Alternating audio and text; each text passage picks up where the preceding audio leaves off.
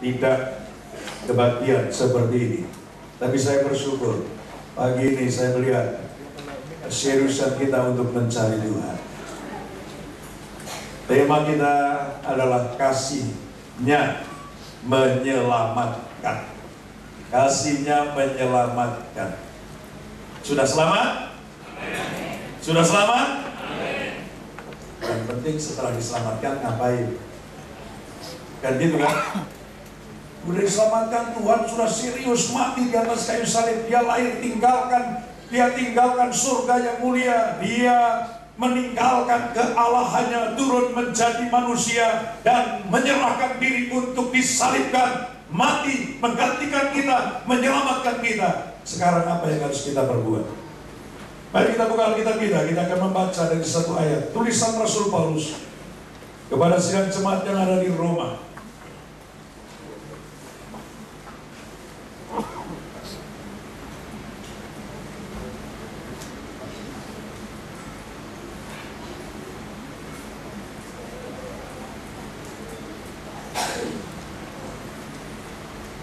Roma pasal yang ke-6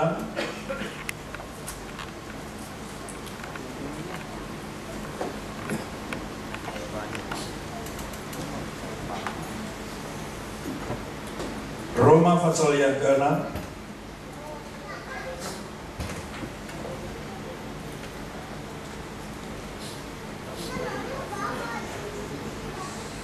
ayat yang ke-18.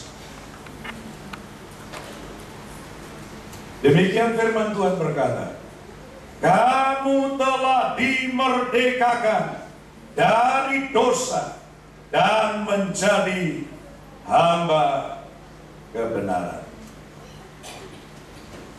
Sudah merdeka dari dosa? Sekarang apa yang diperbuat? Jadi hamba kebenaran. Katakan sebelahmu, kamu harus jadi hamba kebenaran.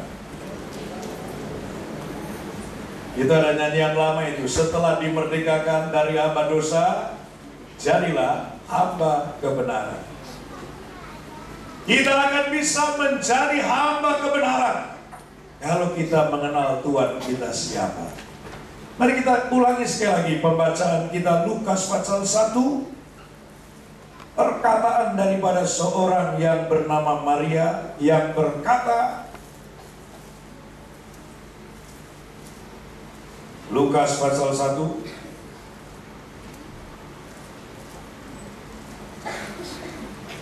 ayat 38.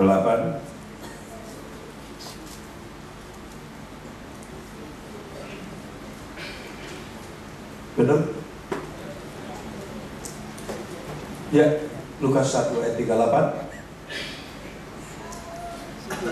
Kata Maria, sesungguhnya aku ini adalah hamba Tuhan. Jadilah padaku menurut perkataanmu itu. Lalu malaikat itu meninggalkan dia. Menjadi seorang hamba itu harus disadari sepenuhnya. Aku tahu. Katakan aku tahu. Siapa? Tahu apa? Maria berkata, aku tahu aku ini hamba Tuhan. Katakan pada dirimu sendiri, aku tahu aku hamba kebenaran. 1, 2, 3. Kita akan memperhambakan diri kepada kebenaran kalau kita tahu kebenaran itu apa. Kalau kita tidak tahu, maka kita juga tidak akan berkata seperti Maria. Maria tahu sekarang dia itu dipilih menjadi hambanya untuk mengandung Yesus, untuk membawa Yesus, untuk melahirkan Yesus. Mari kita sadar kita ini hamba kebenaran. Kita berulang-ulang memperingati Natal. Siapa yang baru pertama kali memperingati Natal? Angkat tangan. Baru pertama kali. Siapa yang sudah 5 kali? Siapa yang sudah 10 kali? Siapa yang sudah 30 kali? Siapa yang sudah 50 kali? Wah, rupanya udah lebih dari 100 kali berarti. Tetapi apa yang kita lakukan setelah kita ini bernatal bersama-sama? Kita setelah mengalami Natal dalam hidup kita, apa yang harus kita lakukan? Tuhan mau menjadikan kita hamba kebenaran. Tuhan mau jadikan kita hamba kebenaran. Karena itu kita harus mengenal kepada Dia yang kita layani.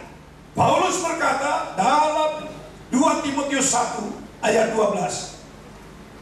Jadi tahu kepada siapa kita ini memperhambakan diri. Tahu kepada siapa kita melayani. Paulus rela menderita. Paulus rela mengalami segala tantangan pergumulan dalam hidup ini. Karena dia berkata, aku tahu kepada siapa aku percaya. Aku tahu kepada siapa aku percaya. Aku tahu kepada siapa aku melayani. Aku tahu kepada siapa aku menyerahkan seluruh kehidupanku ini. Mari kita tahu persis. Kenalilah Tuhan dalam kehidupanmu. Kenalilah Yesus dalam kehidupanmu. Untuk itu, maka Tuhan memerintahkan kepada kita. Ini kunci yang harus ada pada kita. Untuk kita mengetahui dan mengenal kebenaran. Untuk kita mengetahui dan mengenal siapa Yesus dalam kehidupan kita. Yohanes 8 ayat 30 sampai ayat 32 berkata kepada kita. Yesus berkata kepada orang-orang Yahudi yang percaya. Adakah kalian saudara semua ini orang-orang percaya? Tuhan berbicara kepada saudara. Kepada orang-orang percaya Tuhan berkata, jika engkau tetap tinggal dalam firman-Ku, engkau benar-benar murid-Ku, dan engkau akan mengetahui, engkau akan mengenal kebenaran, dan kebenaran itu akan memerdekakan engkau. Kita akan mengenal siapa Yesus kalau kita tinggal di dalam firman-Nya. Kalau kita tinggal menjadi satu dengan firman-Nya. Karena firman itu adalah Yesus sendiri. Kita akan mengenal kebenaran. Dan kita akan benar-benar menjadi hamba-Nya. Dan kalau kita mengenal kebenaran, karena kita bersatu dengan firman, jangan takut menghadapi apapun juga. Jangan takut menghadapi apapun juga. Pada saat Maria berkata, aku tahu aku ini hamba Tuhan. Jadilah seperti apa yang kau katakan. Jadilah seperti apa yang engkau ucapkan. Dan Maria menyerahkan dirinya. Dan Rasul Paulus berkata, Roma 8 ayat 31 sampai 37. Jika Allah di pihak kita, siapakah lawan kita? Kalau kita membaca ayat 32, Dia sendiri yang tidak menyayangkan anaknya, Dia berikan kepada kita untuk mati di atas kayu salib. Apalah artinya kebutuhan hidup kita sepanjang hidup kita ini? Apa artinya yang kita perlukan dalam hidup ini? Allah pun akan berikan kepada kita. Allah pun akan memberikannya kepada kita. Karena itu Rasul Paulus tidak takut menghadapi apapun juga. Tak ada satu pun yang dapat memisahkan aku dari kasih Allah. Kenapa? Karena Rasul Paulus mengalami Yesus dalam kehidupannya. Kalau kita menjadi orang Kristen dan tidak mengalami Yesus dalam kehidupan kita, kita tidak akan mempunyai kekuatan sedikit pun. Bahkan kita tidak akan jadi hamba kebenaran. Kita akan jadi hamba diri sendiri. Kita menuruti keinginan kita. Kita menuruti kemauan kita. Kita menuruti apa yang kita mau. Tapi kalau kita mengenal Yesus, Paulus berkata, tidak ada satu pun yang dapat memisahkan aku dari kasih Allah. Tidak ada satu pun yang dapat memisahkan aku dari Yesus. Kenapa? Karena dia tahu siapa Yesus. Di mana dia tahu? Pada saat dia berjumpa dengan Tuhan. Di mana dia tahu? Pada saat sinar yang besar menerangi dia. Karena itu dalam Yesaya pasal yang ke-9 ayat 1 berkata, bangsa yang berjalan dalam kegelapan dan dia tinggal dalam negeri kekelaman, terang telah terbit padanya. Paulus diterangi oleh Tuhan. Paulus diterangi oleh Yesus. Dan pada saat dia mendengar suara, Saul, Saul, mengapa engkau menganiaya aku? Dia berkata, siapakah engkau Tuhan yang kuaniaya? Maka Yesus berkata, akulah Yesus yang kuaniaya. Paulus tidak pernah pukulin Tuhan. Paulus tidak pernah pukulin Tuhan. Tapi Paulus pukulin orang percaya. Bahkan bunuh orang percaya. Pada saat dia melihat bagaimana Tuhan membela umat yang percaya padanya, membela orang-orang yang menyerahkan diri kepadanya, maka dia berkata dalam hatinya, ini yang kucari, yang ku kehendaki ialah, Filipi 3 ayat 10, mengenal dia, kuasa kebangkitannya, dan persekutuan dalam penderitaannya, supaya menjadi serupa dengan dia di dalam kematiannya, sehingga aku beroleh kebangkitan dari antara orang mati. Paulus itu rindu mengenal Tuhannya, mengenal Yesusnya. Orang percaya juga harus rindu mengenal Tuhan yang dilayaninya, Tuhan yang menjadi Tuhan dalam kehidupannya. Karena itu pada saat ini, mari kita bersama-sama mengetahui bahwa untuk menjadi hamba kebenaran, kita harus memiliki karakter Kristus dalam kehidupan kita. Mari kita lihat karakter yang pertama, yaitu penuh dengan penyerahan kepada Tuhan. Kita baca Roma 6 ayat 19.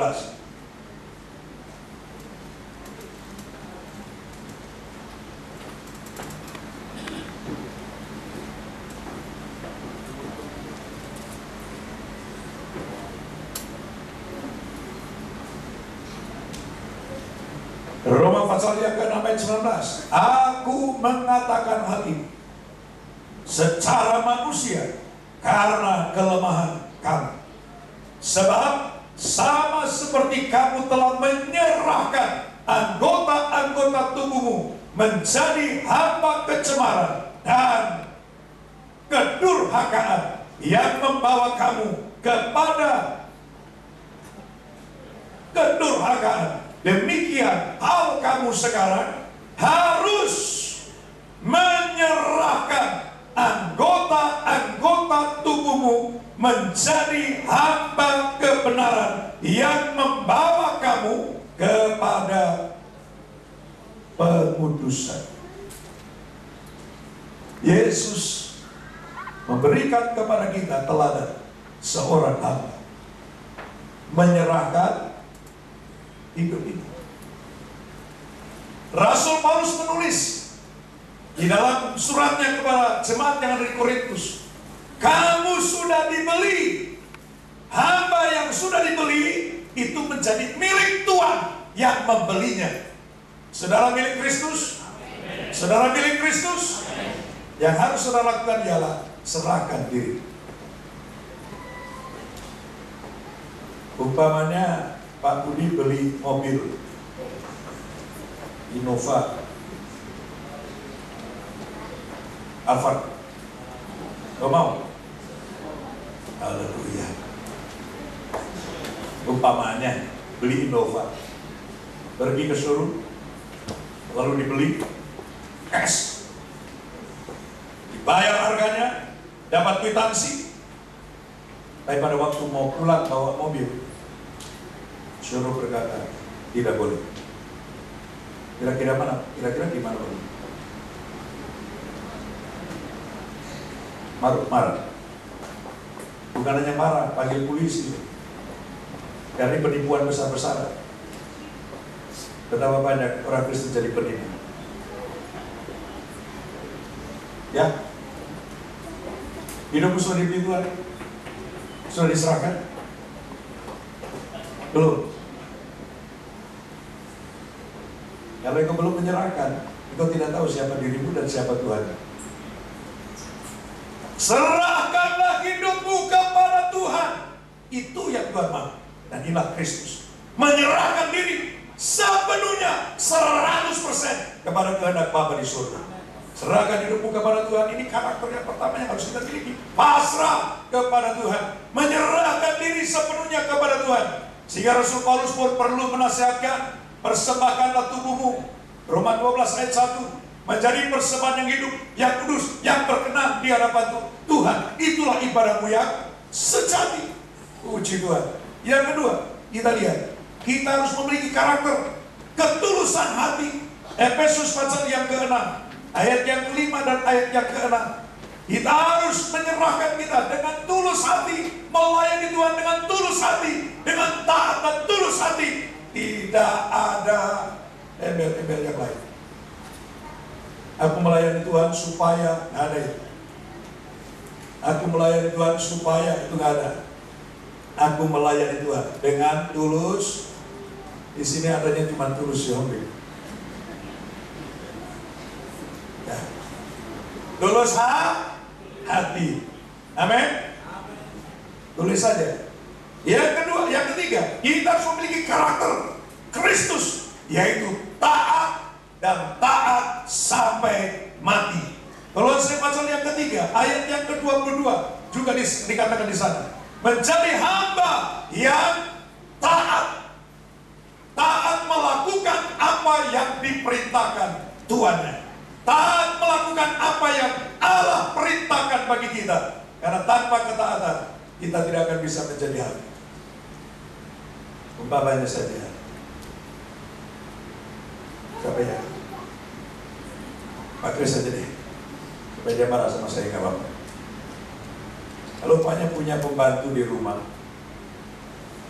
lalu karena lampu mati, nggak ada lilin, nggak ada korek lagi, jam 10 malam, Inem, maaf ya namanya Inem ya, tolong ke warung beli lilin dan korek lagi.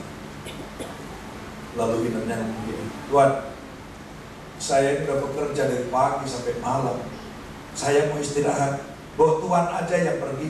Kira-kira gimana? Ya?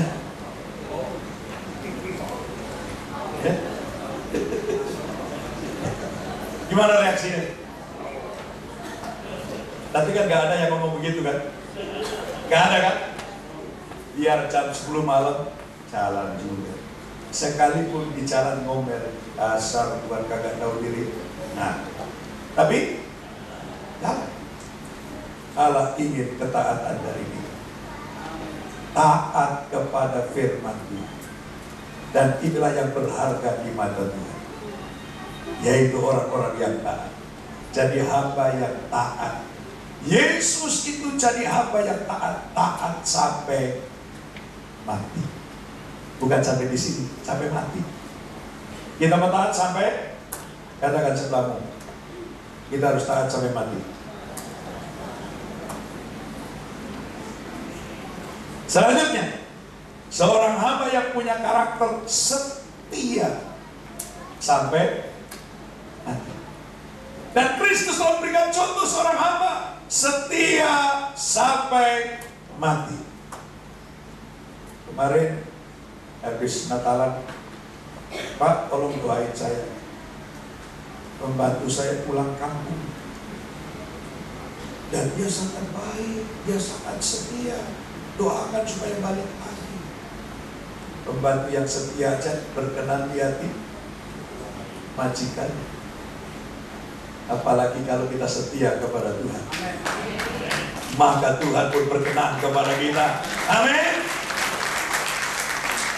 Saya tadi ngomong sama Pak Kris, ayo, apapun yang terjadi tetap setia. Apapun yang terjadi tetap, ngomong sebelah, apapun yang terjadi tetap setia. Jangan loyo, tetap setia sama Tuhan. Dan Yesus itu contohnya, saudara. Dikebukin tetap setia, diludahi, awas nanti gue tunggu, ada, tetap setia sama Tuhan. Ya, karena hamba itu gambarannya adalah keset, bukan kaset. Keset, tahu keset? Keset itu tempat untuk membersihkan. Jadi hamba itu tempatnya, halo, iya, bersih, diinjek-injek. Tapi itu yang punya ide itu juga bagus sekali. Itu keset itu welcome. Atau kadang-kadang selamat datang. Waktu dicek-cek itu berubah nggak? Dia tetap, itulah seorang Nabi. Itulah seorang. Jadi jangan naik kita, jangan suka marah-marah, jangan tersinggung. Kalau masih tersinggung itu bukan hamba Tuhan. Itu hamba hawa nafsu. Ya, puji Tuhan. Matius 25 ayat 21. Tuhan berkata, karena engkau setia dalam perkara kecil kepadamu kuberikan kepercayaan yang lebih besar. Dan orang-orang yang setia akan masuk dalam kemuliaan sukacita bersama dengan Tuhannya. Selanjutnya, rendah hati. Saudara rendah hati? Rendah hati? Proses. Rendah hati itu prosesnya panjang lebar. Kadang kita rendah hati hari ini, besok sombong. Karena memang dalam diri kita tuh ada dua kuasa, saudara. Kita menuruti yang mana itu tergantung sama kita. Rendah hati bukan merupakan bisa atau nggak bisa, bukan merupakan satu tindakan bisa atau nggak bisa. Tapi rendah hati adalah keputusan. Aku mau rendah hati. Seperti Matius 11, 29 dan 30 berkata, belajarlah kepadaku sebab aku rendah hati dan lemah lembut. Bukan lemah mulai, lemah lembut. Yesus contoh rendah hati. Orang yang rendah hati, sekalipun diludahi, dia mengampuni. Siap? Halo? Orang yang rendah hati, diinjek-injek, welcome.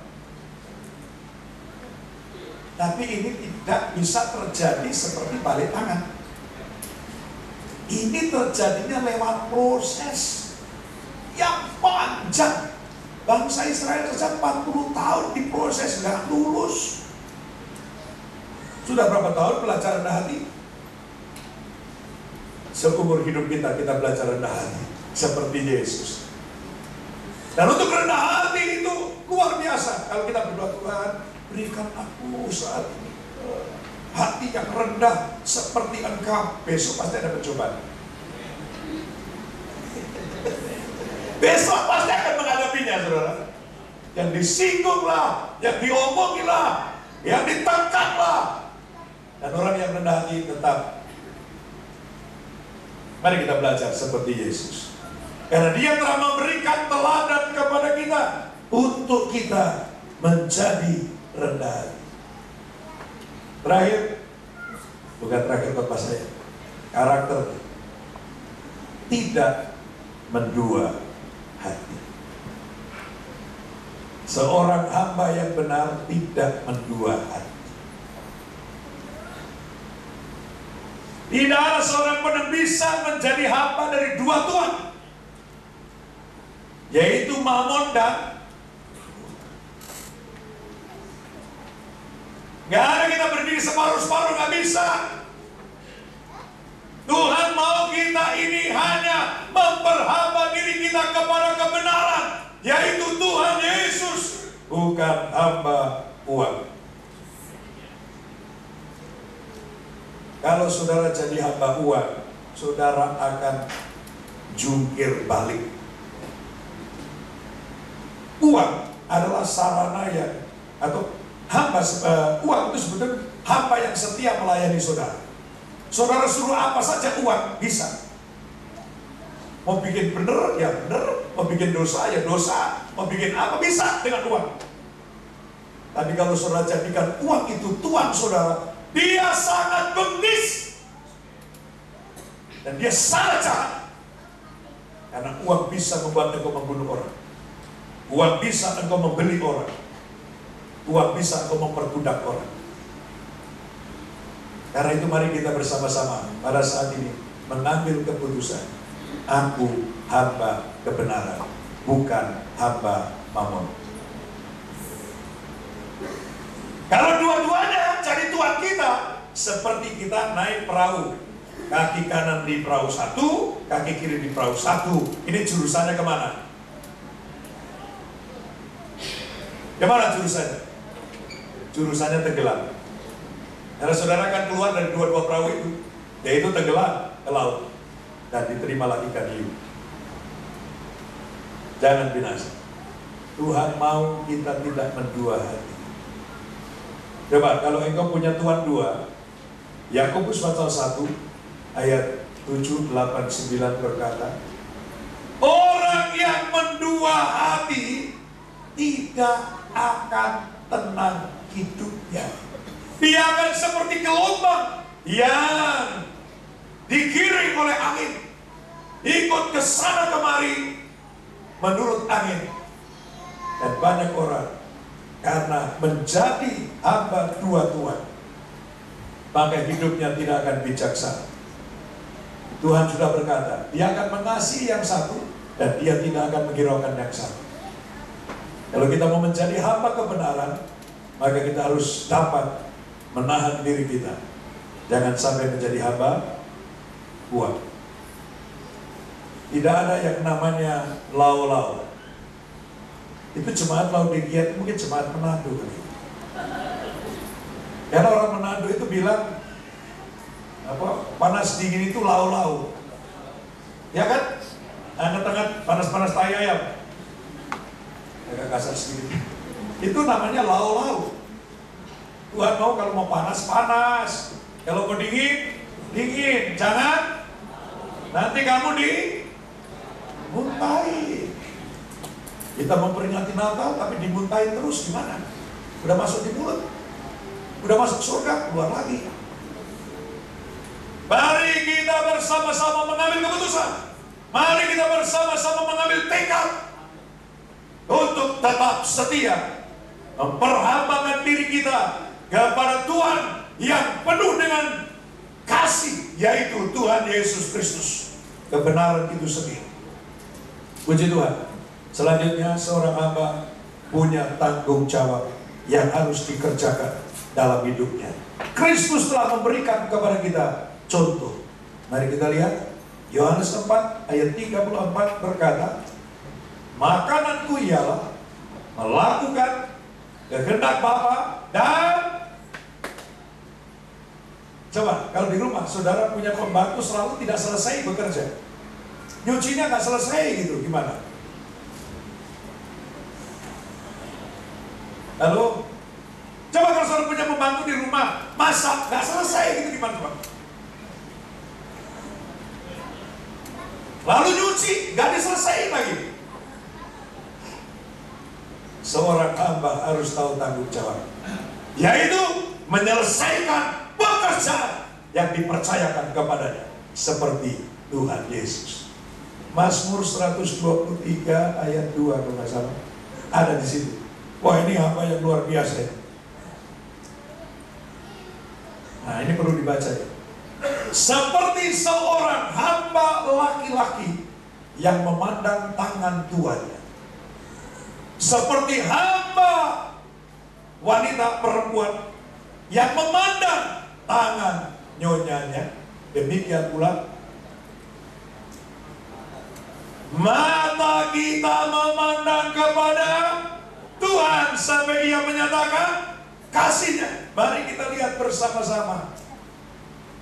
Seorang hamba harus siap melaksanakan tugas yang akan diberikan kepada. Lihat tangan.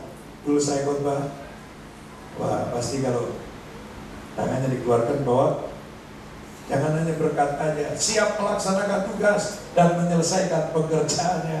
Ya, punya tanggung jawab yang besar. Mari kita lihat. Selanjutnya, kita harus meneladani Yesus ya sebagai hamba yang diutus oleh Allah kepada dunia ini. Yohanes 13 ayat 14 sampai 15, aku telah meninggalkan satu teladan yang harus kamu contoh. Filipi 2 ayat 5 sampai 10, Tuhan juga memberikan contoh sebagai seorang hamba kepada kita sekalian. Dan ini ada beban yang sangat berat. Mari kita baca Yesaya pasal yang ke-24 ayat yang kedua.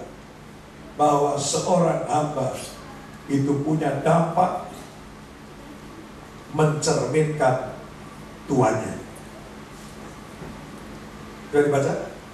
Seorang hamba punya dampak mencerminkan tuannya. Jadi kalau hambanya kayak begini, pasti Tuhan kayak begitu.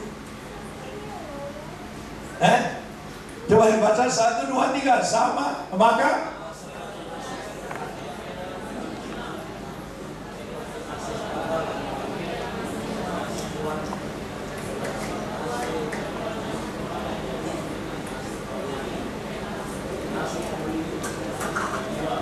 seperti nasib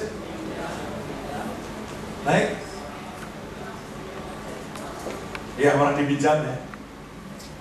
Di sini diungkapkan kepada kita seperti nasib hambanya itu nasib, seperti apa yang dilakukan hambanya itu mencerminkan tuannya.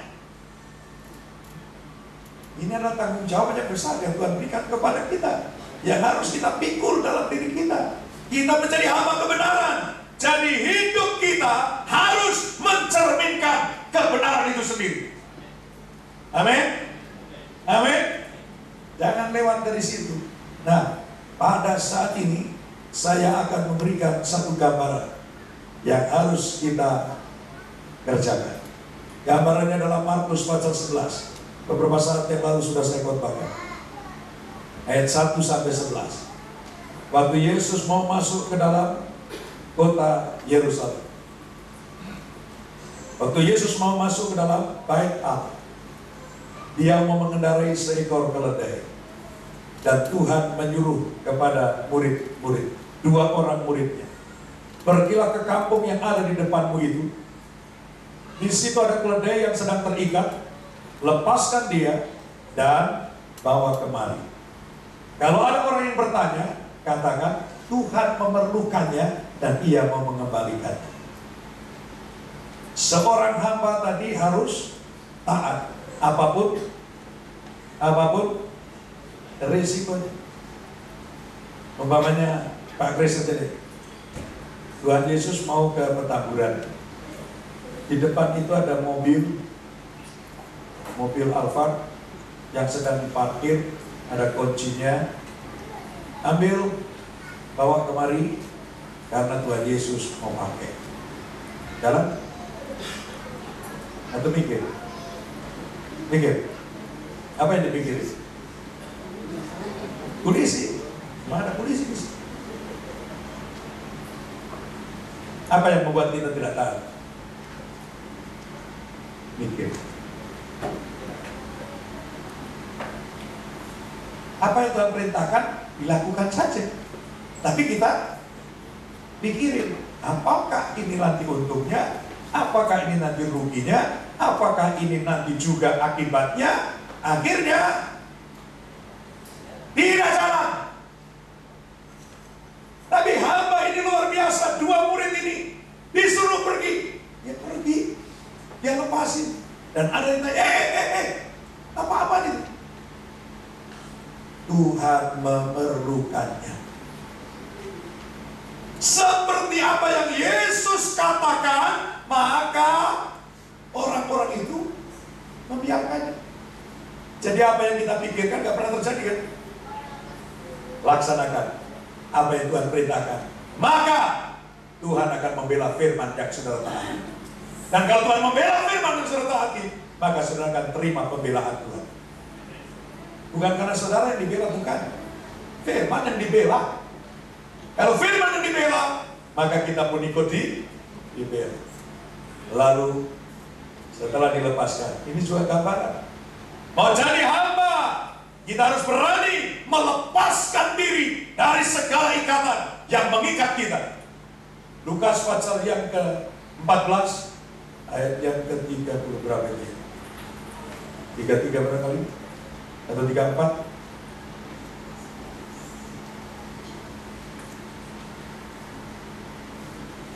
Ayat 33. Dikatakan di sana, siapa yang tidak melepaskan diri dari segala apa yang dipunyainya, gak layak jadi murid, gak layak jadi hamba Tuhan. Kita harus berani melepaskan semua. Tidak ada satu pun yang mengikat kita.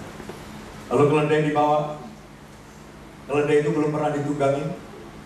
Pada saat dibawa kepada Yesus, maka Yesus naik di atas keledai. Jinak sama Tuhan. Apa artinya ini? Jangan berkata, orang itu tidak bisa dirubahkan. Jangan berkata, orang itu tidak bisa diperbaiki.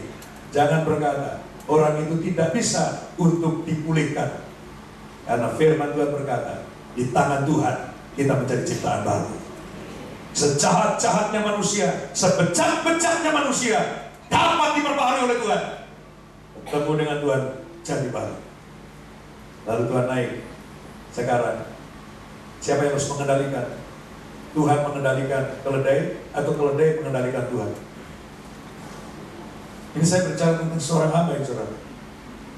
Tuhan mengendalikan keledai atau keledai mengendalikan Tuhan? Bagaimana dengan hidup?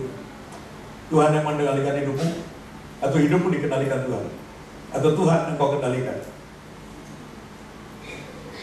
Kita seringkali mengendalikan Tuhan dalam sikap kehidupan kita. Ini bukan hamba, ini Tuhan.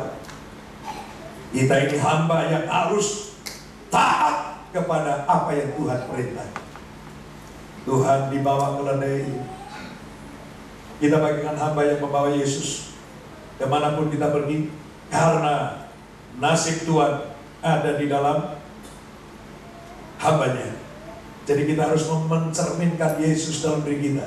Selama itu membawa Yesus kemana saja, Alkitab berkata, agak banyak orang yang melepaskan bajunya. Baju ini bicara harga diri. Baju ini bicara kesombongan.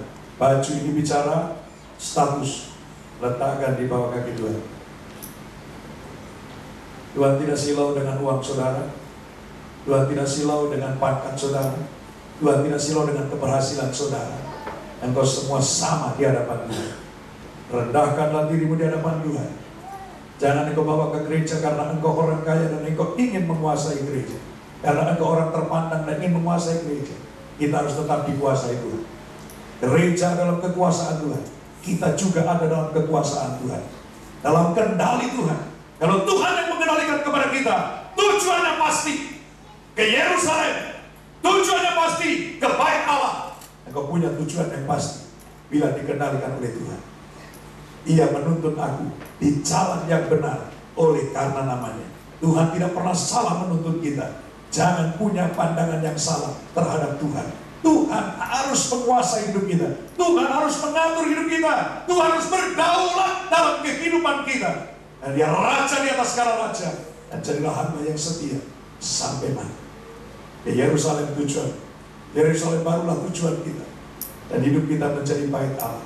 Bukankah aku telah berkata kepada bahwa rumahku akan dijadikan rumah doa bagi segala bangsa. Jangan membatasi orang masuk ke gereja. Siapapun dia. Orang bejat kayak, orang morfinis kayak, pelacur kayak. Kita tidak berhak untuk membatasi.